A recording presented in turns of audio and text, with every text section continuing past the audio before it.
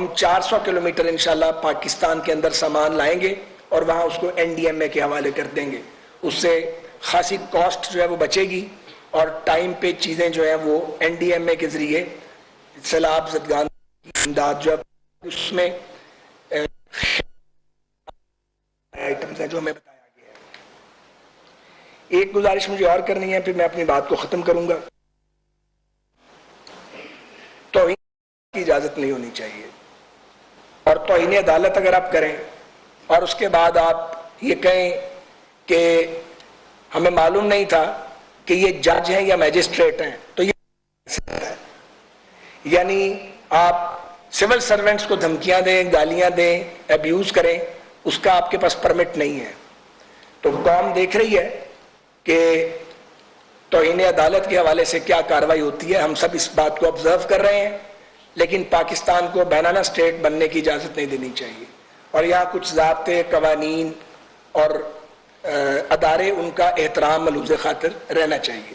میں قمر زمان قائرہ صاحب سے درخواست کرتا ہوں کہ وہ اپنے خیالات کا اظہار فرمائیں. بہت شکریہ خالد صاحب.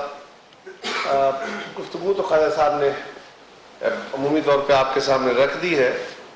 یقیناً اس وقت پاکستان ایک انتہائی مشکل دور سے گزر رہا ہے.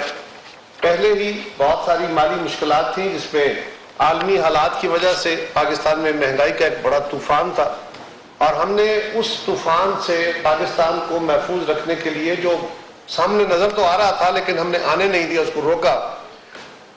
وہ بینکرپسی تھی, وہ سری لنکا والے حالات تھے اور اس کے لیے پاکستان کی حکومت جو شہباز شریف صاحب کی قیادت میں چل رہی ہے, ہم نے انتہائی مشکل فیصلے کیے. ہمیں لوگ کہہ رہے تھے کہ آپ اپنا سیاسی سرمایہ ضائع کر رہے ہیں, آپ لوگوں کو ناراض کر رہے ہیں, آپ کی شہرت خراب ہو رہی ہے. لیکن ہمارے سامنے وہ چیزیں موجود تھیں.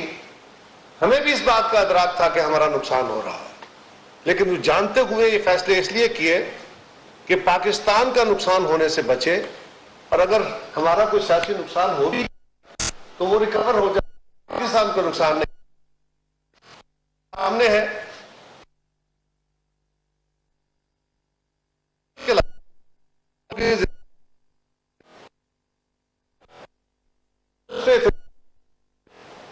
تکلیف پہ